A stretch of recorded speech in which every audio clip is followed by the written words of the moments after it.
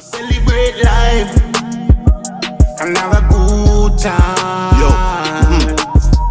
In the world where we trial and tested, they jar protected, even powers for breakfast. Not much hours and hours that I've invested, though I channel the powers that can't be messed with.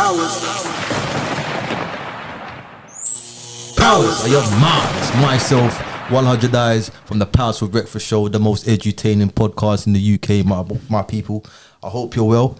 Today, we have a real special person in the building today. He's going to take us on a little tour or a little journey about his life. You feel me? This guy is definitely the man you need to know. Definitely the engine that runs this mobility. Brother, the thing is so lit, yeah. I can't even put it into words, yeah. But I'd like to welcome Darrel Blake to the show. How you doing? Blessings, King. Thank you so much for having me, and I'm looking forward to today's reasoning still. I'm privileged and honoured to have you in the studio because I know you're a man of great works, my brother. And how I first come by you is through a guest. One of the guests that was on the show, and they mentioned your tours. Okay. And as soon as they mentioned it to me, I was like, I gotta know who this person is. Yeah. And I done my research, I dug you out, I found you, and boom, we manifested the thing. We're here today. You get me, King? This is it. Speak it into existence, right? You feel me? Yeah. But I was impressed by what she told me. I can't lie to you. But we're gonna get into that. Yeah. But people don't know, or if they do know, you're also a DJ. Yeah. Like a big DJ. Yeah, you're a big DJ. I can play music. You're a big DJ, bro. Like, so I see you got bookings all over the place, bro, all the time. Yeah. What's your specialist music? House? Yeah. So I think the avenue that I like to, well, to be fair, I can play all versions of house. Okay.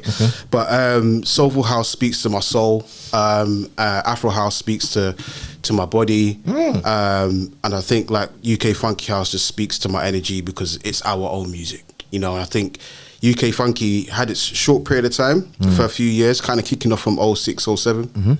But realistically, it's UK music. And I think regardless if it was a short period of time in our existence, it's something that we need to celebrate because we created that. Yeah. Because most of the music that gets played in a lot of house clubs, essentially, if it's not Amapiano, it's usually European house. And we don't own European house, even though house music was created by a black person. So UK funky is something that we can hold on to and call our own. And we don't have to always celebrate Dutch, German, French house, Spanish house, whatever. We should hold into something that we created because it's similar to our version of Lovers Rock. It's something that we created, similar to jungle music, similar to garage. If it's UK music that's created by black people, hold on to it and just cherish it. Because it's a moment in time. Why did it come to an end? What was the point? What was it? Was it transition? Time for transition? What was it? Yeah. So it was. There's a few reasons, I believe. One being the sound sort of changed. So UK funky house kind of had this kind of residue of romantic kind of conversations over a beat, right?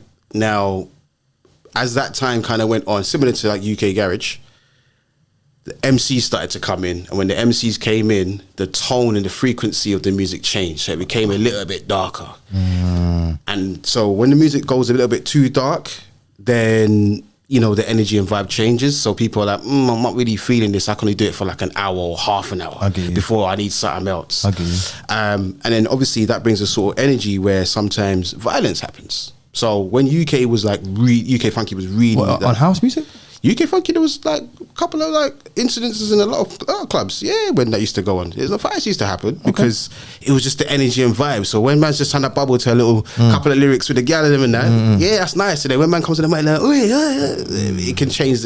You know what I mean? So that also, there wasn't much money in UK funky. So producers would create a song, usually take like a day or probably even less than that. And they would put it out there. Certain elite DJs at that time, you'd call, would play the music, get a dub plate, be exclusive, that's about it. But they wouldn't make money off it. Now, when you venture into house itself, then you're starting dealing with record labels and things of that nature. There's a little bit more exposure. So the dream for everybody that's in the house scene is to go to Ibiza and play. Yeah. And UK funky weren't really taking you to Ibiza without you having some kind of backing of being able to play another genre house. So when the money's talking, And certain clubs are like, do you know what, we actually don't want UK Funky on our flyers. Could you change that to house, or that DJ can't play? Cool. And then the 696 form came out, which is the police form to say, okay, we're going to double check every single DJ. And then if they are on our list, you can't book them because they bring violence. But then when you look at the 696 form and who's being blacklisted, it's a lot of black DJs. Sound like red lines to me, bro. Basically, that's what it is. So that influenced it. It's like, do you know what, there's no money in this. Clubs are, you know, rejecting the sound. So it kind of just faded out over time. But it's still a period in our history that we should celebrate. So I will still play UK Funky to this day. DJs that used to play funky back then don't play anymore, but I do, because it's our music. Why we not celebrate our music? That's crazy. You get paid for it as well, don't you? Yeah, 100%. Well, that's it. That's it. We're gonna come back to the music here, Yeah. but let's slow it down. Let's go back to Genesis. Yeah. Origins, but where you from? So, born and raised in South London, in Brixton. Oh, wow. Brixton Hill. Wow. To Jamaican and Bayesian parents. Okay. Father's from Jamaica, mother's from Barbados. Father was born here, but mother was born. My mother was born in Barbados, but my father is he's the youngest of like 8 kids or something like that, and he's the only one born here. Everybody else is born in Yard. So my grandparents my grandmother was pregnant at the time when she was coming over here, and then gave birth to my dad here. So they got married here first, and then she gave birth. So I think she was kind of my grandfather as well was looking at what sort of opportunities could our child have being in the mother country per se. So they came over in the 50s and tried to set up base, which they did. They got married in Brixton as well. They come from Windrush, the Windrush. Yeah, 100%. Yeah, it was well. Yeah. So my grandfather was born in 1911. Yeah. My grandma was born in 1914. Essentially, and where are they now? Are they alive still? No longer here. So my grandmother died in 97. Granddad died in 2002.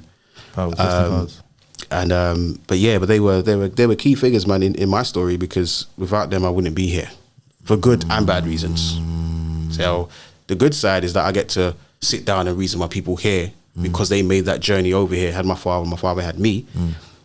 But the bad side of it is, due to the Windrush kind of saga, essentially they should have went back. They should have never stayed here for too long, which they did. And a lot of that's the mistake that I pushed towards the Windrush generation. Is I understand you wanted to make money, but the streets are paved with gold, apparently. Right, do you know what I mean? But you should have made your money and went back. But they didn't know what the future was going to be like. I think we all get lost in that trap. Yeah. From every culture, every country, even the European countries, they don't come here to live. They come to make money. Yeah. I think we got stuck in the trap real hard more than they do, because they come make money and bounce.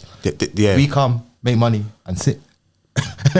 So it makes no sense. Yeah, wherever black people go, we always set up. As soon as there's somewhere where we can eat, somewhere we can play music, somewhere we can play dominoes, it's a wrap. We're not going anywhere. That's bread and circuses, bro. That's it. That's nothing to me. That's just keeping us here distracted. This is it. But bro, your parents, Jamaican dad, Bayesian mum. Did you trace the roots back to where the Bayesian mum's from? Yeah. Where's from? So my mother, her lineage, my 6-time great grandmother came from the Calabar region of Southeast Nigeria. Southeast Nigeria. That's from your mum's side. Mum's side, yeah. So that's where the Igbo tribe are from. Igbo. And your dad? Ghanaian. Ghanaian. Yeah. So he's tied to the Akan tribe, but that Akan tribe's so vast. I don't know whereabouts in Ghana they were based, but for the mother side, for Nigeria, that's strictly Igbo, essentially. It's good you said that, because my research has led me to a lot of Bayesians are from Sierra Leone. But when I think of Sierra Leone is just governed by borders, and then borders are fake. So when you talk about the Igbo tribe, it could have the kingdom could have extended to 100% where it is already. Yeah, you know what I'm saying? We all know these names already given by Europeans what land they own. Yeah. And that's literally it. That's how countries are known to us. Which is a bit weak, but it is what it is. Yeah, but see, like Sierra Leone, when it comes to Caribbean people, and we speak about, like, you know, our ancestors came from West Africa. We tend to go to Ghana, we tend to go to Nigeria, because those are like the main ones. Yeah, that's what Europe has taught us. Yeah. So most of our knowledge when it comes to our ancestors comes from our oppressors anyway. So even when it's like, do you know what, I'm against the system, I want to know about my ancestry. When we then go to them, they're like, okay, fair enough. Yes, we did take your ancestors. Actually, we took them from these 2 regions. We're like, yeah, Ghana, yeah, Nigeria. But Sierra Leone is a big place. Sierra Leone came from a place that they called the Grain Coast. Yes. So they broke it down to the Guinea Coast. You had 3 sections. Guinea? So you had the Grain Coast, the Gold Coast, and the Slave Coast. Okay. What's the Slave Coast? What country is that? So Slave Coast has been in Nigeria, Cameroon, and Gabon. So the reason why it's called the Slave Coast is because more enslaved Africans were trafficked from that region than anywhere else in the whole entire continent of Africa. The Gold Coast has been in Ghana essentially because of the gold and the raw materials that's in the soil that they stole and took. So they said that's the Gold Coast. The word Ghana is from a Ghanaian king. It's got nothing to do with actually making the border, right? It's Akan, innit? Right, Ashanti. And there you go. And then you got Sierra Leone is in the heart of bits of Gambia as well, but Sierra Leone's in the middle of the grain coast because in the 16 and 1700s, Sierra Leone was the #1 region in the world that was producing rice per square mile. So the reason why rice made it to the United States is because they took the African women from Sierra Leone and brought them over and said, you know what, you're going to then teach the other people how to grow rice, which they did. So they merged that with the Native Americans, and then they brought that down to the coast of the Caribbean. So when the Scottish were getting involved in the transatlantic slave trade, they said, all right, what we're going to do, we are going to bring our own cuisine over to the United States. Then the Scottish got involved because the Scottish were like, they're quiet. Yeah. But I mean, when you go to Glasgow, pretty much like 95% of the streets are all slave master names, right? But essentially... Sounds like Belgium to me as well. There you go. But essentially, when it comes to Scotland, they are like heavily involved. There are more Jamaican surnames are Scottish than English. So your Smiths, your Campbells, your Mackenzies, they were Scottish. My name's Blake, right? Scottish. Blake. I wouldn't know. Yeah, that's a Celtic name. So for example, there's this book here called The Code in Language. Yeah. Okay. Yes. And Blake means it's like Blake with BLAEK, which means little dark one, which is black. Which means little what? Which little dark one. Spread out. So even this is called The Code in Language. Yeah. Should Jammer? By DS Jammer. Yeah. Okay. Right. So if I give that to you, these are all the different versions of Blake on the left hand side. So you got like the Old Norse, Old German, things like that, different spelling. Now the original term. Why did it say pill? Why did it lead to pill? Because here's the thing. Because white man. Black comes from BLAEC, which actually meant pale.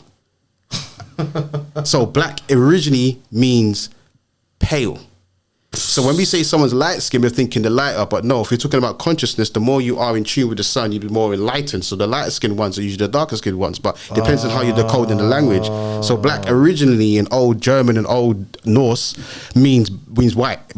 Black means white in old language. So we're talking about 6, 7, 8, 9, 10, 100 years ago, even 1,000 years ago, black actually mean that. But so remember, the English is like borrowed language, right? We borrow it. Well, I say we because we speak it, but we borrow it from the French, the Spanish. Borrowed language, no home. Right. Do you know what I mean? So essentially, there's two ways of looking at language. You can look at it as a way of energy, and you can look at it as a way of etymology. Yep. And it depends on what kind of conversation you're having at the time. Depends on what direction you want to go into. So, for example, saying something like, "Do you know what? You look nice today. You know, that's a good energy." You think, "Oh, thank you very much." But nice originally means silly. So if I say to you, "You look silly today," that's not what I meant. So it depends on language is a tricky thing. You're very, very right, because we are now in the order of reverse. Exactly. So what's up was down, what's down is up. Exactly. So what's black was white, what's white is black. Exactly. Basic things, innit, yeah? Exactly. Oh, right, yeah. So most languages are borrowed from Afro-Asiatic languages, okay? That's where also Semitic languages are from. Semitic languages are not synonymous just with Israel, okay? And with those who call themselves European Jews. Wait. Ain't Semitic about the people that live in this type of land, that live there? Semites. Not the people that are there now. Right, so... Us. Original, right? We're the original Semites, isn't it? 100%. Oh, yeah. So we're not only just the original Semites, we're Afro-Asiatics. Yes. But essentially, when we migrate up into Europe, that's where you get the term Indo-Europeans, things like that. So there's this book. I think everybody should get this. This is Caribbean and African Languages, Social History, Language, Literature, and Education. Right? And if I give this to you, you can see the breakdown. So when you just turn to, what's this? This is like the introduction, so it's not even too deep. But if I give that to you, and you can just show that to the camera, and then you can see where it's got Indo-European and things of that nature, right? And then if you turn the page, flip that one up, perfect. So it's got Indo-European, and underneath Indo-European, you have Latin, you got Italian, Portuguese, Spanish, French, and you got Germanic, where you get English and German. You can see English and German languages are quite similar, essentially, but when you go into Latin is kind of like the crux of it all, right? And then when you've got Germanic next to it, when you merge them together, you get something called Indo-European, which covers a certain region. But the Indo-European language is borrowed from old Kemetic language. Okay. And it's also borrowed from old Phoenician language. Okay. Phoenician is the root term that we have phonics. Yes. Yeah. Yes, so Phoenicians were the good scribes. Those are the ones that could translate everything. And the Phoenicians were the type of people who lived quite north of Africa, but they merged around to Turkey, places like Italy as well, and things of that nature. So languages. It's not the North Africans we're seeing today, though, are they? No. Those are just Arabs and then Persians that kind of migrated. So I mean, if you take out North Africa, wait, migrated. They went there originally. Would you not say they like rape children? Okay, so if we're talking about the Arabs from 700 years ago, then they're a different type. So they were the ones that went in, raped, killed, pillaged, stole, kidnapped, enslaved. They're a different type. The ones that are there now, obviously, some of them may be descendants of those people, and some of them could be genuinely from.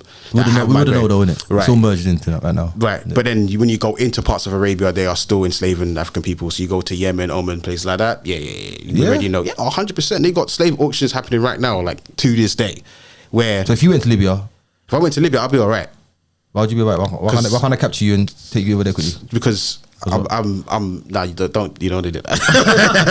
You get my point though. Yeah. What's stopping them? Nah, because if it's still happening. Nah, because when in places in the Arabian Peninsula, there are people who are migrating there to have they're going for like better opportunities in life. So unfortunately, some of our African brothers and sisters are going to places like Arabia to try and make money and try to support their families. But when they go into these spaces, they're going to these places where, I mean, there isn't, outside of Africa, there isn't another continent where black people, African people are liked. There isn't one. It just doesn't exist, right? So when they go into Arabia and they're saying, yeah, okay, cool, I want to work here, they're like, okay, yeah. But as soon as you get onto their soil, it's a wrap. They're going to take you from this place, you lose your phone, and then they will line you up. And then, there's a whole documentary on it about slavery in the Middle East. And it's sad because it's still happening to this day. What can we do about it? What can we do about it? There's two things that we can do. One, we can go over there and bring them. That's the physical side of it. The political side of it is the reason why African people get treated the way they get treated in terms of being discriminated against is because no one is scared. Outside of Africa, no one's scared of black people. There's only three things that Asians or three things that European people care about. The loss of land and property, the loss of money, or the loss of a life. If you can affect one of those three things, they will start to listen. So they're not scared of us anymore. We have to you have to get messy. You have to go get a bit messy up in it. When we go into British history or we go into African history and we talk about all these kings and queens, how they got into power is through taking it. Facts. They didn't ask for it. Who right? does? So when we think about people, what about Shaka Zulu? He didn't ask for what? Shaka Zulu's a don. He took that. And the reason why the English got scared of Shaka Zulu because this was the first time that they saw someone use physical ingenuity to fight back. They was like, whoa. And how he did it was that Shaka Zulu and the Zulus, they used to dip their shields in oil. Okay. Because when they used to come with their one shooter. Yeah. So they knew, bang, okay, now we got a refill. Bang. So Shaka's like, okay, they got time to refill. So if we dip our thing in oil, we can block the bullet, and then we charge, stop, block the bullet, keep going. They was like, wait a minute. So then that's when they had to go and pay the other Europeans to bring in other guns, and that's when they had the 2-shooter and things like that, or the other guns that they still couldn't get him like that. No, they could. They had to use his own people to get him. Right. In the end, didn't it? Always the way, and always the case. Always the way, and always the case. Same thing with the Haitian Revolution. But essentially, when the Europeans become fearful, that's when they will start to listen. That's the only way, because we have to recognize that these people are evil. Talking my language. Evil. These are devils. Like these people are evil and wicked. Like I know we like to romanticize and we work for them and we live next to them. We know.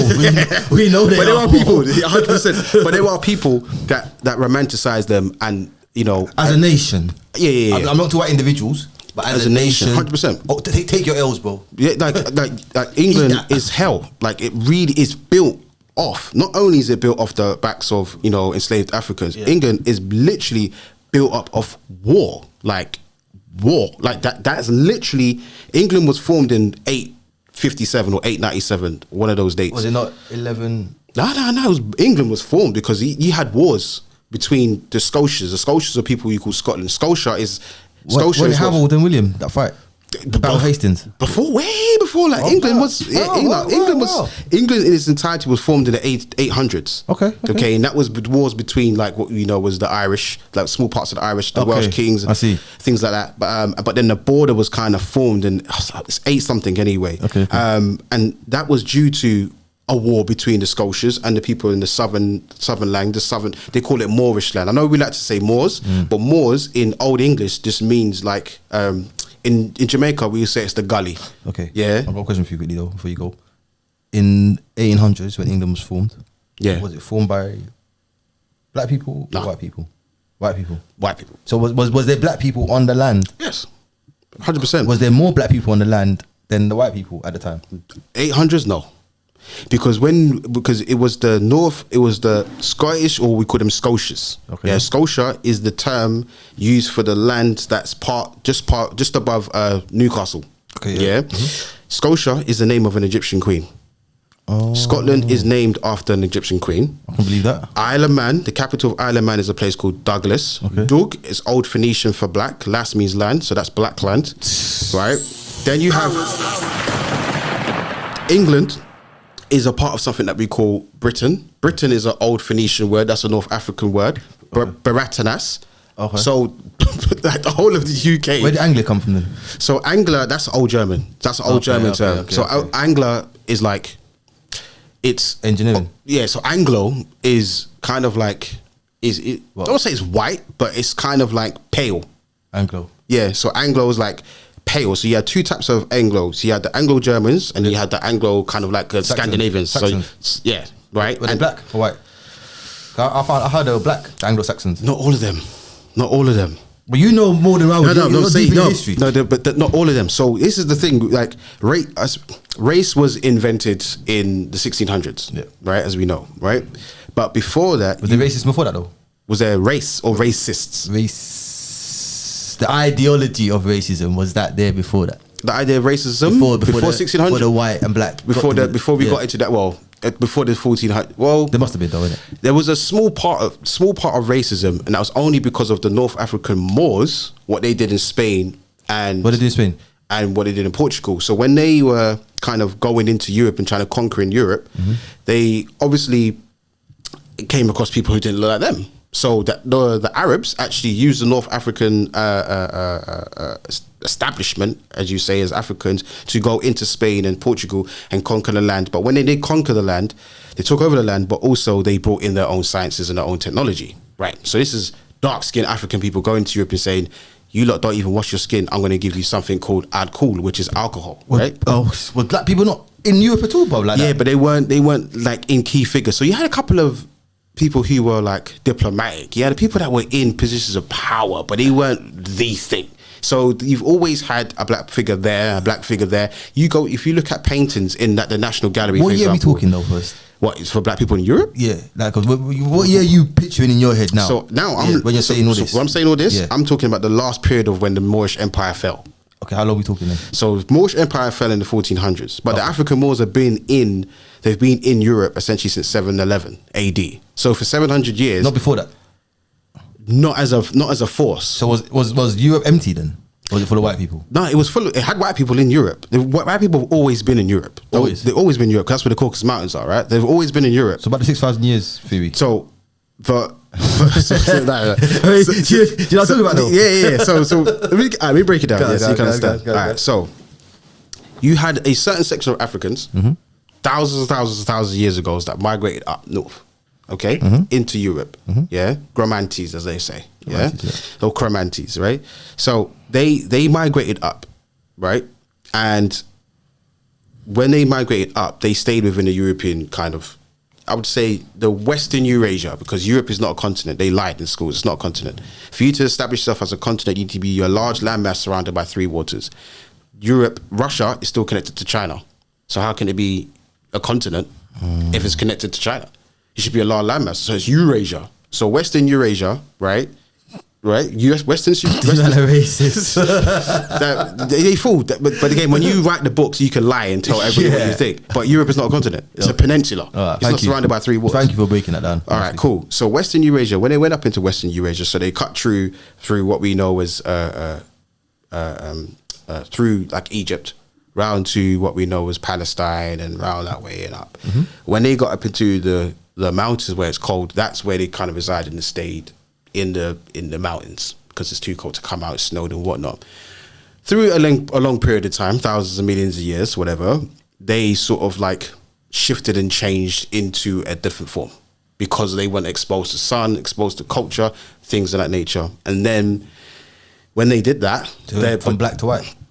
And everybody comes from Africa, right? Everybody comes from black people, right? Oh, yeah, I know that, but I'm deep in what you're saying because so you're telling me because they didn't get the blessing of the sun, they lost their melanin, and unfortunately, I mean that happens to us today. We don't even go that far. No, you're right. To this day, put a cast on for 6 weeks, and you see paler. Yeah, thanks. Do you know what I mean? Yeah. Or you sit in water, sit in a bath for a little period of time, just in your house, right? After a while, you see your skin go soggy, but it starts to go a bit pale as well. Something like that. Anyway. So then they kind of morphed into a different version, and that's when they say Neanderthals.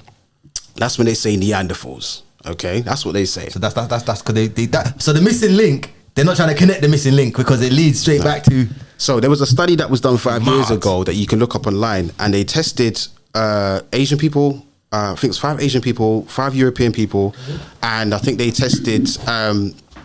Was it 5 Asian people, 5 European people, and they tested 5 African people, and when they did that. Essentially, what they was trying to do is test their blood and their DNA to find out how many of them actually hold Neanderthal DNA. What was the results? So the Asian, I think it was like 60% had a bit of Neanderthal DNA. Asians, yeah. So Asians come from. They most of them come from them there. Yeah? That's what the results said, right? Yeah. And then Europeans was like 95%, and the Africans was no percent. Oh, so different. So wait, we took it somewhere else. So how they started, they're not the same race. So how? What the transition then? What for you to lose that code in DNA in your blood? What happened? But wouldn't it come back to the same thing? But losing. That's a good point that you just made, right? Losing the code in your DNA, your environment can shift your DNA and your RNA. Over time. Over 100%. Epigenetics is a term that's used in psychology that says that you can get your behavior traits and your characteristics through your DNA. And it goes back 14 generations. 1 generation is 25 years. 14 times 25 is 350. So you could be behaving in a way that's connected to your ancestor 100 years ago, but no one knows because no one knew your ancestor 100 years ago. Right, cool. So that's a behavior trait that's in your DNA. Now, if you shift your characteristic, if you buck up say like for 200 years, your family's been poor. As soon as you hit the lottery, you got 10 mil, you're like, you know what, for my kids and my grandkids, I'm going to set down a little change for them so they can build their businesses. And I want to move them out, I want to move them here. Their perspective on life changes. Their DNA is going to change because you changed it by giving them a different opportunity. It's important that we recognize DNA is not just the science of what holds in your blood. It's also your DNA is your characteristics, your spirit, it's your soul. You can shift your DNA and your mannerisms just easily by changing your environment. Your environment can change your DNA. Simple. So, for example, we can both, as dark-skinned brothers, we can be here and we can have children and they may come out dark-skinned. We as dark-skinned brothers can potentially go to somewhere like somewhere way up into like Western Asia, where it's all snowy and stuff. Live there for a period of time, have children. They can come out lighter than if they was going to come out if they was coming out in Europe or Africa or the Americas or whatever. Because our environment can actually shift our DNA. That's something that we don't even think about. Yeah. So when we're drinking and we're banning weed and we're doing whatever, and that goes into your DNA, that can shift. Yeah, you know what I'm saying? Yeah. So when you're in the mountains and whatnot, that can also shift your DNA. Power. That's one thing that we don't get taught in schools. Bad. Like your environment can shift your DNA. I didn't know that. Like it's because it's an organism. They're forever growing. They're absorbing. Your DNA runs through your hands. It runs through your pores. It runs through everywhere. So when you're absorbing things, your information, it goes through your DNA. So DNA is information. That's all it is. It's just data. It's all it is information. So the more information we get or less information we share, it's data, right? When you have intercourse with someone and you ejaculate in that person, it's a transference of information and transference of data, right? Right? So essentially... Exchange, innit? Exactly. Spiritual exchange, innit? Right. So a woman can take on a male's information and DNA that can shift her based upon the information she's getting because of her environment or her internal environment. So it can change her behavior or it can change her pH level depending on what's going on. If he's not living a particular way, it can affect her, this, that, and the third. So who you actually lay down with can it actually has a scientific and environment thing that you need to think about. So think about it, when people are laying down together. Tell the women. What I want people to do, for example, not even to try and cause controversy or anything, right? This is scientific, right? Look up what, let's say couples, okay, who are together, who procreate, who have children, okay. Look up what type of couple has the most miscarriages. I'm not even going to tell you what it is. White people. I'm not going to tell you what it is. I want people to do the research. Do the research. Look it up. There's a certain... It's white people. There's a certain section. Black people have the most miscarriages. I'm not saying that. I'm saying there's a certain genetic code of this person being with that person having a child. Yeah. That I heard it's white people. They got a lower birth weight than. I'm not even saying them. What makes you think it's white people? Because I've heard they got a lower birth rate. Okay. Than us. Okay. Yeah, they do. It's called birth dearth. That's what it's called. But we'll get into that later, right? But essentially, it could. What about if it's a black and a white person together? So he's saying it's... I'm not saying anything. No, they couldn't even say... Stop! Look it up for our sleeves. I'm not saying. Look it up. Which marriage... Yeah. Right. Which marriage of people? You changed the question though. Because no, it's okay. Which genetic code of people coming together have children has the most miscarriages?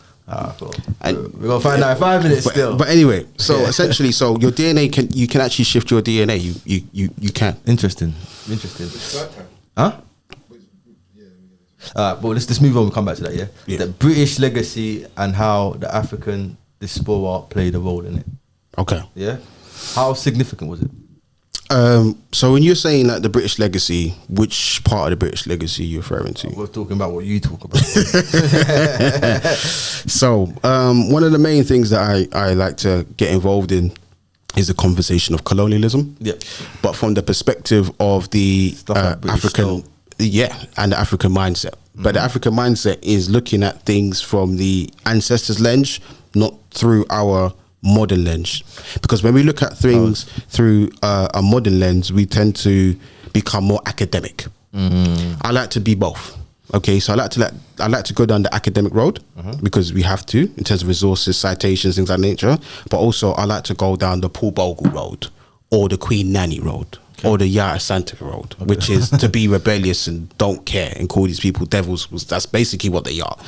So my introduction to this was when I saw this conversation many years ago. So I'll say probably about 6 or 7 years ago, where this man said, slavery was bad, but whoa. Yeah, whoa. Go on. But we brought civilization. Oh, are you dumb? Live on TV. Are you mad, fam? Yeah. So all the history man has, what are you trying to say man was civilized? And I'm not talking 2,000 years, but I'm talking 10, maybe 8, 9, 10,000 years. And what's happening between that period? So how did we get from minus 10,000 BC to 2023 Anno Domini with uncivilized people? How does that even make sense? So that kind of like that's wild. But okay, that's wild. There are people. So when I've visited places like Cambridge or Oxford, in these, I go into spaces because I like to span them out, But when I go into these, there are places institutions in the UK where there are professors, doctors, and even students that actually believe that to this day. They believe, because their vision of what Africa is nothing but poverty. That's a racist ideology, though. 100%. But that's... How do you get out of his head, though? Well, Education. How do I get it out of his head? You can't. I can't get it out of his head. You So educate him, I just I educate. I just show them. I just bun him out. Yeah. But then there are black people who are in these institutions who don't have a voice because they're scared. So I'm like, listen, don't let no one tell you whilst you're here studying at Oxbridge. Listen, this is the truth. You gotta understand this. This is the papers. Read that. Don't change your subject and talk about this. Talk about your existence. Talk about your power. Talk about without you and their and without your ancestors in terms of them being treated in the way that they were treated, England would exist. The only reason why England is called Great Britain is because they was able to use enslaved Africans' workload to then finance their drug pushing mentality, because sugar was a drug. Just like opium was a drug back in the day, sugar's a drug. Like you can be more addicted. Yeah. You can be more addicted to sugar than you can to coke. People right? addicted to sugar today, bro. Thank you very much. So sugar was a drug. Yeah. So And it's bleached now. So it's twice as worse. when it's right, so when sugar's bleached, I mean, the reason why it's bleached mainly is because it's a psychological thing. Appealing. Yeah. So if it's white, do you know what I mean? So it's like, what color is vanilla? Black. But what does it look like? White. That's Right. So essentially, same thing with bread. And salt. Right. So it's like, if it's all white, then it's all right. Right. Jesus So Christ. How dare they? So. Yeah, for real. So, so essentially, my main thing is to talk about colonialism, but through the lens of the African-centered mindset. Do you know what I mean? Mm-hmm. And there's a book by Chinwezu called Decolonizing the African Mind. He says, before we have any revolution, we've got to have a revelation of the mind. 100%. We've got to start here. So we got, like Marcus You Garvey own it. said, take the kinks out of your mind. That's what Dean Okai was saying. Take it out of your mind. Before we do anything else, where you at? Stand on your square and where you at. And once you do that, cool. Then we can push forward. So you have to understand like who you are as a person and how important you are. Because when we keep labeling ourselves with words like Nigger, I hate that. right, and say no, but it's a term of endearment. I hate I'm that. like, do you know how? That's For weak. example, yeah. All right, let me just take 2 minutes for that word, yeah. Right. Man, So with this the is dictionary called of slang out. the Dictionary of Slang. Look how thick the book is. Yeah, Dictionary Jesus. of Slang. Right. If you go to, I think it's. It should be. Oh, look at that quick thing. 837. Yeah. For the word, yeah? Yeah. Can you? So you should see the Nigger Yeah. word there. Okay. And you can see how thick the definition of that word is. But can you see? There's lots of little things around it. Right. So could you just like list off a few of the ones that I just? But because see, people don't even know that word is tied to so many different things. But go ahead. Alright, cool. N babies. Yep. N bait. Yep. N ball. What is N-ball? N ball, a large round black aniseed flavored sweet. Okay. Which changes as one sucks away successive layers. Now. Pause. But yeah. Right, cool. So, fine for that, right? But essentially, so N baby is licorice. Yeah, it is. It says it here. A small licorice or chocolate sweet or candy shaped like a baby. They're taking the mix. So this is English. So this is what it's saying here. I mean, that's that dictionary of slang, right? Is what they used to say in the 1900s. What they used to say in the 1800s. You got N heads. Yeah, what's an N head? Prison cooked prawns. Prunes. Yeah, prunes are dark. And prunes make you go to the toilet, right? Yeah. What else you got there? N drunk. Very drunk. Are you dumb? No, but that's It's called WB wasted for a reason, cuz. How they gonna try to do that? You're Yeah. taking a mick, cuz. Alright, give us one more random one. Let's say N fishing. Leisurely fishing for catfish or carp. But no idea. N flipper. A slingshot. Wow. So that was what people were using 100 years ago here, 1800s, whatever. So when we're like, yeah, we're using the word N word, it's like, no, do you know N ham. A watermelon. Yeah, they used to say that here back like in Notting Hill. So when they used to Windrush Empire that was out there, they used to that N ham as a watermelon that was known in the 60s and 70s here. Go ahead. N head. What's N head? Pro-black civil rights agitators. Fire for that, blood. Fire for them man there, blood. That's. I'm gonna throw this book on the ground, fam. I just feel a bit disgusted, cuz. And the reason why I have it is because I want to kind of, when I take that book around to educational institutions, I show them. This is highly offensive. This is dick. Which end move. What's end move? Any action that can be perceived as ignorant. Oh my gosh. So when I go into educational institutions, I'll show them. It wasn't that long ago that these words were being used here in the UK, here in England, here, just here, right? So when we're taking on that sort of energy we were speaking about earlier, when words become things of that nature, that's not a word that you can use as endearment. It's literally impossible. So when we talk about colonialism and things of that nature, what we have to do is recognize that through colonialism developed language. The language is something that we've taken on, and that's something that we're holding on to, but we've got to eradicate that. And when we eradicate the language and we start speaking with our own tone, our own frequencies, then we can look at colonialism through the African-centered mind and realize how powerful we were, and not that we were just laying on our backs, just taking all the beatings and all the things of that nature.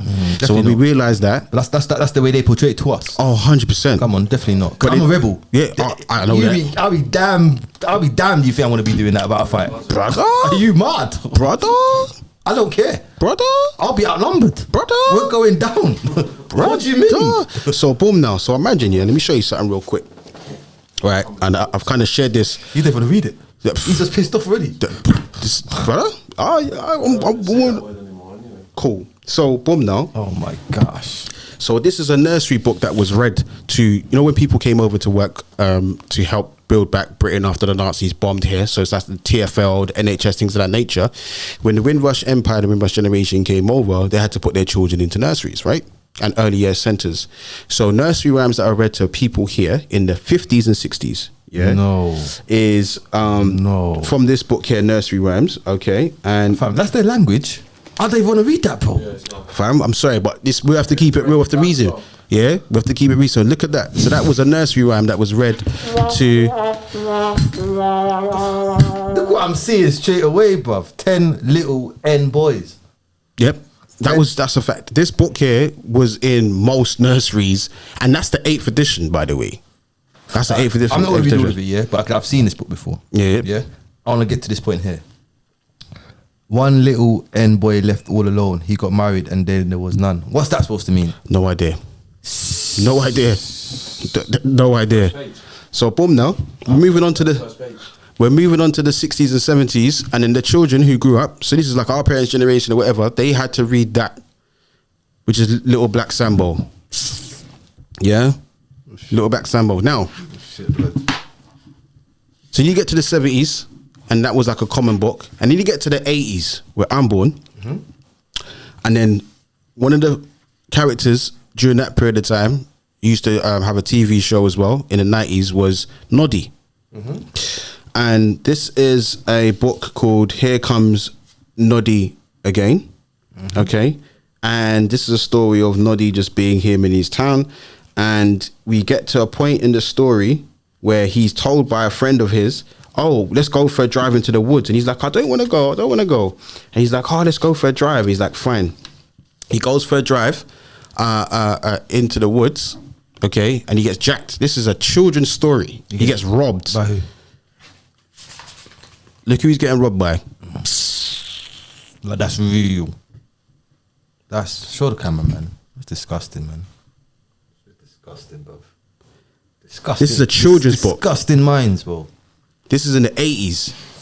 Gollywogs. So when we got to look at all the things we've got to unpack, one is the idea of colonialism, but two, unpack the racism that's been embedded in us from a young age. So Carter G. Woodson, who gave us the Negro History Week, he said that he had to unpack for 20 years everything that he's learned to then learn something else again. That's one of the smartest people that we've had in the Pan-African movement, let's say, in our time of having things documented. He had to unlearn 20 years. So can you imagine, you go to nursery, you're 4 years old, you're at nursery, going into reception, and then you go to primary school if it's not the same place. Then you got secondary school, then you got college, right? So you finish college and you're 18 years old. Okay, cool, boom. Now, when you do that, you're now 14 years in education. And then you do another 3 years. Okay, so you're 21 now. So that 3 years for university. Okay, so you literally have had a numerous amount, right? 17 years of being indoctrinated here. So then when you get to 21, you're like, I want to decolonize the curriculum. Do you know how long you're going to have to spend decolonizing your mind before you think about decolonizing the curriculum? Because there's certain things that we say, certain mannerisms that we adopt because we've been around these devils for too long. So that takes a lot of process. And then when we think about the diaspora as well, there are certain things that's happening in the Caribbean, for example, in terms of they are still a bit westernized. They are still, they definitely are, bruv. 100%. Still a bit westernized. And in that space, what we have to recognize is that they need help as well, because the knowledge is here, but the energy's over there.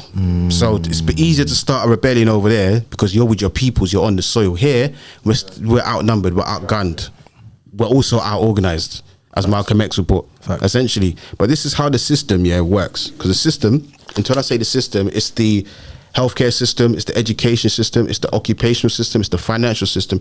This is how they crippled the establishment. So when I say the establishment, these are the powers that be within the African mindset. This is how they was able to win and defeat us. And it wasn't just a mental thing, it was a financial gain. So when the British powers essentially took over what we know as the Caribbean and what we know as Africa, the one way that they did that, right, was to control the finances and the wealth that was coming in and out of these places, right? So one of the main things what they established was that they knew that the West Africans at the time of the 1600s going up into 1700s, 1800s, they were using their own form of currency because they didn't have banknotes. Africa didn't have banknotes. They had things like cherishing things like stones and things of that nature, right? Or shells. One of the things that they used to use is something called a manila, right? This is a manila. This is something that West Africans were using to trade amongst themselves, to make purchases, or they was doing it with other people in what we know as Asia. There's documented images of West Africans or Africans essentially. What's that valued at? I don't know what this is valued at, but I'm going to tell you what it is, right? Because there's different sizes for different right, yeah. Okay. So this was used as a trading tool with other nations for hundreds of years. Then the Portuguese get involved into West Africa and say, yo, listen, them people there are using this thing over there. Well, what is that? So I was like, that's a manila. Okay, we want that. They're like, well, you can't be like, we want that. We're going to use this to purchase people. It's like, nah, that's wait. Why would you even do that? We're going to use that. I don't care. We're going to just get revenge for what the Moors did. That's the whole reason why the slave trade even started. We're not even going to get into that because when we talk about Prince Henry the Navigator, he's Portuguese. He said, you know what? That is the last time Africans are ever going to step foot on our soil and try and dominate. So we need to go over there and get revenge. And that's what they did. That's how the whole thing of the slave trade even started. But anyway, this ended up being called a slave bangle. This goes back to the late early 1800s. This was used to purchase an enslaved African. I'm gonna let you hold it. I don't know how many people that was used for, but I'm gonna let you hold that for a minute whilst I just say this little piece. So what you're holding is called a manila. That was also called a slave bangle. That was used to purchase people from Africa. When I say it was used to purchase, because there was different ports that was controlled by the French, the Spanish, the English, and they used to trade amongst each other after they've gone and stolen people, because sometimes they wanted to be the middlemen on the shores and the coast of Africa. So they would use that to go and purchase someone that's just been kidnapped and taken from their family. And then the English said, you know what we can do to make it even worse? Why are we even going to these Africans and taking their manila? How about we just make our own and then say that they can't use their own? We have to use our version. So here in England, imagine you've got our own form of system of currency in Africa. And then the English come over and said, you know, we're going to take that. You're not even going to allow to use that anymore. So when they did that, they said, we're going to go back to Birmingham. And in Birmingham, there's a place called Digbeth. And the factories that are still there to this day, the red brick factories in Digbeth, are where they used to make manilas to use for slavery. To this day, next to and next door to the same factories that used to make the bullets and the guns and make the shackles that was used around the whole of Europe. Still there to this day. So what you're holding right there is prized possession because that was used to buy an ancestor. Now, here's the kicker. Do you know, yeah? That's not the kicker. No, the kicker is, the kicker is, you see that, for me to obtain that, yeah, I had to buy that, yeah? I bought that from a man, yeah, white guy. I had to buy this from a man who had a trunk full. When I say a trunk, like a treasure chest, he had a trunk full that he got, well, he received that from it was passed down to him. But the way his attitude towards it was like, yeah, sure, which one do you want? I got loads of them. He didn't care. He didn't care.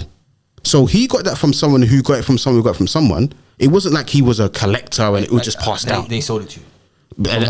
Right. So imagine that. So me being me, my ancestor, who's from the Igbo tribe, said, "Wow, you better sucked him, blood. Right, they get me. But the other academic in me is like, cool, let me just whatever, because I'm gonna get my money back in a different way. Do you see what I'm saying? So I had to buy that. But that was a currency that was used. And then they brought in coinage and then they brought in something else. But that was part of it. You see a hot Can you ask a question? Do you still know that man now? Do you still see him? No, I don't see him. No. I just I found it online, conversed with him. He's like, yeah, cool, and whatever. And we began talking to say, yeah, this is what I want. This is what it's for. He's like, oh, okay, how did he even know? So I was like, all right, cool, wait. But I'm not even gonna. His ignorance is whatever. But then there's another thing that was the English used to get involved in and what they used to take. So you had the Manilas that was usually around areas of what we know as Nigeria. Slave coast, right? Right, the slave coast. But then the other thing that they got involved in is this called a cowrie show. I've seen that a lot. Yeah, cowrie show. Cowrie shows was essentially a form of currency, and this was a form of wealth in parts of West Africa too. Mainly what we know as Ghana. That's Ghana's currency is called cedis. Cedis is the 3 word for cowrie show. On their banknote, you see cowrie shows. Right? So essentially, this was another form of currency of which the British got involved in. So okay, you lot, because you had these Ashanti kings, and you know they were essentially wearing these cowrie shells, and women used to wear them as beads, like around their wrist, to show that I'm coming from a wealthy family. This is an African thing, but it actually came from the Indian Ocean, which says what? The Africans was already sailing and going around to the Indian Ocean and going to places like Mauritius and places like that to obtain these cowrie shells. They were already traveling. It was already there. It was a common thing because it held a lot of wealth. And when we're talking about cowrie shells, a book that showed me about how important cowrie shells are is this book here, called African Cowrie Shells Divination. Everybody should read this because you can go to like African markets and they got cowrie shells here and whatnot, but understand the significance of cowrie shells and where it comes from. Because when we're talking about cowrie shells, these are shells essentially live in water, right? So water holds a lot of spirituality. So we are 60 to 70% water, right? So when we're wearing cowrie shells, we're meant to be recharging ourselves and connecting ourselves to water, but we're not doing that. Crystallized water, yeah. Right. So, but we're not doing that because we're staying on soil. And when we're staying on soil, we're not even being grounded because we're wearing trainers. So how can I be a grounded you and I'm not even being barefoot, fam? I'm slicking this thing down, guys. Right? I'm putting everything. So boom now. So now they scrapped they said, well, you can't use Manilas anymore. We're going to give you our own form of currency. Did you know, that when they scrapped the other forms of currencies that Africans were using, they brought in their own. The Europeans said, okay, you're going to use this and use that. Did you know that Nigeria used to use shillings? No. Did you know Nigeria had a £1 note? No. British note. Let me see that. You can take it out. You can take it out if you want. So the bottom one is a Nigerian £1 note. What? Yeah, and that one is a 5 shillings. So did you know, that Ghana had a £1 note before they became CDs? Look, and here. But the shells are not on here. No, that's Nigeria. No, they're not on there. But remember, that was CDs. CDs has got the cowrie shells. Okay, sorry. So you have you then have the £1 note for Ghana as well, and you can see here. This is where the watermark is. You can see it says Ghana and it's got the star, as in the black star for Marcus Messiah Garvey for the black star line. Can you see it? I see that. Yeah. Ghana had a £1 note. £1 British. Exactly. Which was made here, right? So essentially, they flipped it. So they said, we're going to take that. We're going to give you our own currency and our own our own forms of currency. So it's pounds, shillings, sixpence, things of that nature. And that's how they was able to capitalize off these places by taking their currency and say, you're going to use our currency. And then when you take your currency, once you've taken your own currency is not going to be as worth as much as ours. Wow. So that's how they basically won, and that's how they beat us. And this is another reason how they beat us. They gave a lot of countries in Africa and in the Caribbean their own independence, right? On paper. Independent from who? Right. But this is how, when you're meant to have independence, you're meant to have economic freedom. Of course, that's part of independence, isn't it? Isn't that what it means? 100%. Now, do you know, right, or did you know, should I say, that in the 1960s, 70s, 80s, even to the 90s, over 60% of the world's banknotes were printed here? I didn't know that. In the Bank of England. Right, banking 100%. So there's this guy, he owned, basically, he created this company, and he was a printing company, like a printing press, and he was from a place called Guernsey, which is just on the like south coast of England. Okay, and this is a man named Thomas De La Rue. Okay, Thomas De La Rue. This is the man here. Now, Thomas De La Rue and his company basically printed the English money, right? In the 1800s, is really big. Matter of fact, playing cards. The latest version of playing cards was created by this man. So when you go, like, you buy De La Rue, De La Rue's design is the playing cards that we use today, right? From the ace right up into the king. He designed that, right? So Thomas De La Rue set up a printing company to print the banknotes. But obviously he's working for England, the Bank of England, things of that nature, who they actually own the financial systems in the Commonwealth countries. So the Commonwealth countries have to get their money from their oppressors. So we've got independence in the 1960s. And what's the point then? Right. So Barbados and Jamaica got their independence in 1960. 60s, not 60, right? And when they did that, it was about being free, having your own flag, things of that nature. But England is not dumb. Britain's not dumb. They won't go out without a swing. So imagine you're independent, right? You got your own flag, you got your own policies, things of that nature.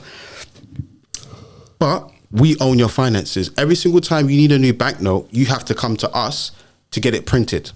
Even though you have your independent kind of new model, we get the first model of the banknote, so AA00001, and then the one after you lot get. We get the first one. So who signed that though? So the Bank of England signs that off. No, who signed that independence? That independence not legit then. It's not really independent. Exactly. So who signed it? Who signed it off? Well, we can get into the politics of that soon. But I'm going to show you something. So, for example, these are old Jamaican notes here. They're legit, but they're not in circulation anymore. Yeah, right. So this is the 5 cent. This is the $1 and another one Jamaican dollar. Right. So if I turn it round, right, and you look at the bottom of the $1 note, real small print. What did it say? Oh wow! Thomas De La Rue and Company Limited. So it's So even the same for Marcus Messiah Garvey. He's on the front, right? But you don't say on here though. Right? I think it's on the front, I believe. But so even Jamaica as well, yeah. Bottom right, yeah, something like that. Bottom right, yeah. Thomas De La Rue and Company Limited. So imagine now, you got Marcus Garvey, who was like really revolutionary, and he created the Black Star Line. You then have him on a banknote, but the banknote is then printed by your oppressor that you get taxed on every single time one gets printed. Psychological warfare, brother. Right. And this is how Britain basically took over Jamaica, is because they're saying, look, we are your oppressors, but you still have to come to us. Now, if you leave us to go to somewhere else because you don't want to be connected to your oppressors, the other European powers are going to be like, oh, so you left your oppressor, yes? You need somewhere to get your money printed now. So where you was getting charged like, I don't know, 10p per note, we're going to charge you 30p, because where else are you going to go? So it's basically the devil, the trap. So they just had to stay in that. And then obviously, like, Nigeria's population is crazy. 200 and something million? Right. 220? But during this period of time of the 60s and 70s and whatnot, it was too expensive. To this day, it still is too expensive for them to print their own banknotes. So they're for the cashless society because they don't have to print anything. Cashless society is the worst thing you could ever think of. It's the worst thing because all right, look at it like this. So if we're going to like, do you know how the financial system worked here in the UK? How the purpose of it? All right, cool. So the purpose of the financial system was created the Bank of England was created in 1694, but the banking system was created like 1660s, 1670s, essentially. It's like a money changing system. That's what it was. And what it was is that if you had this on your persons, let's say this is worth a lot of money, okay, people would probably try and rob you. So it's best for you to put it somewhere. So if what you was meant to do was go to the Bank of England, give them this, they write you a receipt to say you've dropped that. Okay, cool. Boom. And then when you're ready, you can go back with your receipt and take it out. That receipt is in circulation today, and that's a banknote. So when you look at a banknote, They say, I promise to pay bearer of. Right. Yeah. So what that means, you're meant to take this. This is like different versions of £20 notes, £10 notes, whatever, yeah. But what you're meant to do is take this, which is your receipt, go to the Bank of England, say, hi, can I get my 20 gold coins, please? And they're meant to give it to you, and that's it. Now, if everybody was to go to the ATM, go to the Bank of England and demand their 20 gold coins, it would never happen because it's not enough. And obviously the inflation rates, things of that nature, so it's not going to happen. So this is worth nothing. Definitely, it's been worth nothing, though. Right. So it's because businesses, or to say nations, it's backed by nothing, basically, isn't it? Yeah, because what is backed by gold, but the gold doesn't belong to them. That's why they're winning. So remember, England is broke. England is not rich. England is not a first world country. It's backed by gold. Remember, things run on credit. They've done a spell. They've done a spell. Listen, They've done the spell on the world, blood. this is how they finessed it, right? Because remember, white's all right, and obviously, if Jesus is white as well, then anything that a white person says is close to Jesus, that means it's right, Do you right? believe in magic? So remember, everything here runs on credit. You can have like £1 in your account. If your credit's good, you can get a house, Anything. right? If you got like cash, you can just boom, boom, boom, boom, boom, whatever. But you can get a car, you can get a phone, things like this on credit. Now, where these places that they call third world countries, you have to pay with cash. Houses in Jamaica are paid with cash. Your phone's in cash. Your car's in cash. That's real. The rich, they everything's bought. They own. We don't own nothing here because at any given moment, cool. So when you remember, we don't own land. Definitely not. We don't. We're paying to just have our little space. Right? And on that little space, we have to pay council tax. And council tax was created because of the Vikings came over and said, businesses, these people want to rob you. They're like, please, don't rob me. Vikings said, yeah, if you pay us our tax, we're going to come and collect every week. And when we collect every week, make sure you have the P's. Otherwise, I'm going to let these people rob your businesses. That's the only reason why we're paying tax, because of Vikings. And tax got introduced as a poll tax. Yeah. And I think the people had an uproar about it. Like, nah, I'm not having it. So they slightly introduced the council tax, and before then, look where we're at today, my brother. Over that, but it goes back hundreds years ago. The tax system was because the people were just scared that they didn't get robbed, and the Vikings were like, yeah, cool, whatever. And people were scared of the Vikings, but the Vikings weren't even that deep. In English history, they make the Vikings like there, but the Moors had them on little boy. Remember, it was the Moors that were sending the Vikings out to the Scandinavian women and saying, bring back your women. And that's the other side of the Moorish Empire, where the Moorish people they actually mix with white women. Brother, we're definitely doing a part two. They did. That's what we don't want to talk about. But I had to be 360. So talk about the good, talk about the bad. They shouldn't have done that. I don't know why they wanted to. They had African women. Why would you want to go say Vikings, go up into the hills and go and get your women? That's crazy. I've always had a theory on that already. But that's another episode. But That's we're gonna end it with this today, though. Yeah. Yeah. You finished? No, yeah. So basically, that was basically the origins of the money system. It was backed by, you are promised to get something. We are not promised to get anything, so it's not worth anything. So this ideology that Britain is rich and Africa is poor is a lie, because we're backed by resources. Clear as day, though. Right. So if somehow we was to take the gold reserve from England, from the Bank of England, and just disperse it and disappear, the economy will crash. Yeah, it would be anarchy. But before we do that, make sure we get our arms up, bro, because there's going to be a mad thing. Yeah, and make sure you have your exit plan as well, because when it pops off, it's going to pop off. Do you know what I mean? And make sure you know where you're going to cut to and whatever. But that's a different story, a different conversation for a different time. Mr. Blake, bro, thank you very much. But before we go, you got a TV debut coming up. So British style. Yeah. Talk to them, brother. So 2 out 2024. So around springtime, March, April times. I look forward to that, bro. So I'm featuring in a documentary called Stuff the British Stole, which was created by a guy in Australia named Mark Fennell. He's half Australian, half South Asian, and basically what he's done, this is season 2, but season 1 he goes around, the purpose of the show essentially is that he goes around different parts of the world and speaks to people who live in nations where they are special and meaningful artifacts or items that were stolen by the British that are now in the British Museum. So he's speaking to scholars or people who essentially have a kind of historical connection to the nation or to the item, and says what is the real story about that item, and then that kind of gives us the full story as opposed to reading that small little plaque or caption that we're going to go and see at the British Museum. So I'm in an episode with him where we talk about the Cullinan diamond. The huge Cullinan diamond is the diamond that was broken down into multiple pieces, but the two large pieces, the Star of Africa and the second great Star of Africa, is the one that's on the scepter. Yeah, that's on the crown. The monarchy holds. The queen holds, or the king. And the crown jewels, the big diamond that's at the front of the crown jewels. Yep. Basically, the episode is how where did it come from, and how did it get over here? But what is the true story of how evil and wicked these people are? So, because obviously South Africa's saying bring it back, and they should have it back. But it's mad. Like people say it was gifted, but in a nutshell, like obviously, because you can kind of read this up yourself, so I'm not going to give any spoilers. But essentially, imagine you've got a land here where you have African people living. Then you've got a nation of people called the Dutch. They come over here and they say we're taking over this land. They're saying okay, cool. So they fight for this land. Britain comes over because now we want this land. They're saying okay, we're going to take this land.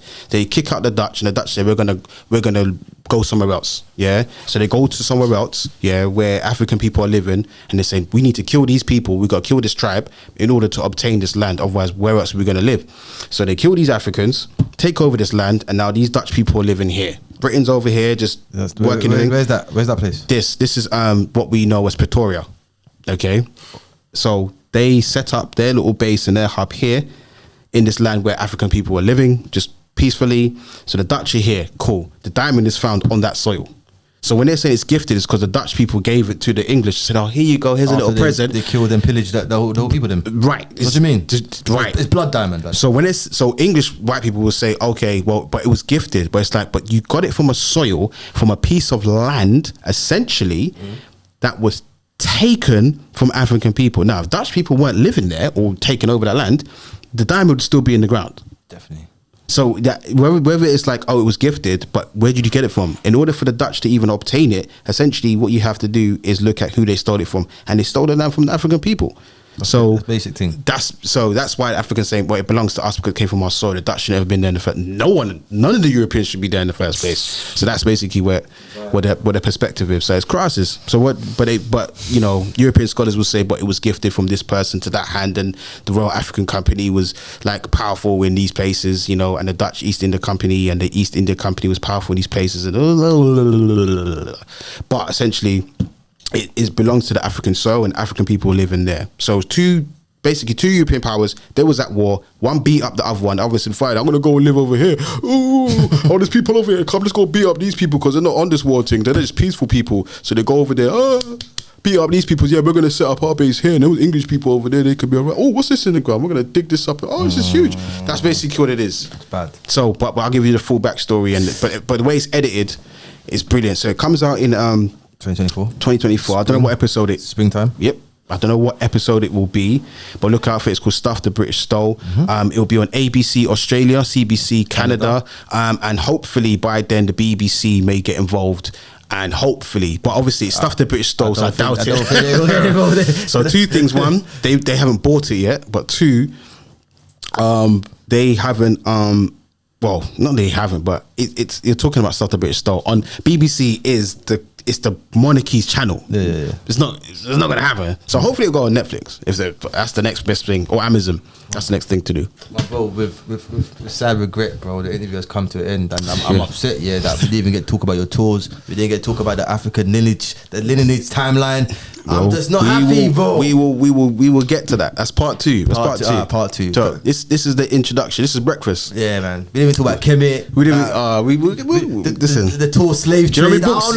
Do you know how many books I'm sitting on here? Like I didn't even get involved in that. Like I didn't even show you what's in the bag. Like, brother, I mean, but that's part two. You definitely down for part 2, yeah? Oh, 100%. Come on. Thank you, brother. My family now, man. We talking about. Big up yourself, my brother. Yeah, big up, man. Yo, brother, where can they find you, man? Where can they find you, bro? Give them all your platforms, cuz. If you just Google me, Darrel, Darrel, and then Blake. My Twitter will be the same. Instagram will be the same. Facebook will be the same. Instagram's not DJ Melody. You got a private one. So I got Darrel Blake as well. Yeah. That one. Cool. So that's where the DJ Melody is where the music stuff happens, and then Darrel kind of separate the two. I mean, I kind of do both. It's good you did that. Yeah. On Facebook you mix it, but on Instagram maybe. Yeah. So if you follow me, check out my page, check out my tours. My company's called Black Rooted. Check out Black Rooted as well. And then check out Black Rooted Academy, which is a supplementary idea concept for alternative learning spaces on the weekend. I've got all the questions. It's part two. It gets like that. When we're reasoning, it just gets like that. So that would just entice people to tune in for the next one. You're definitely going to tune in, but big up yourself, man. Thank you for your time today, my brother. Thank you so much. I appreciate you coming down and edutaining the people there, man. Yo, Mr. Darrel Blake. Powers. Yo. Powers.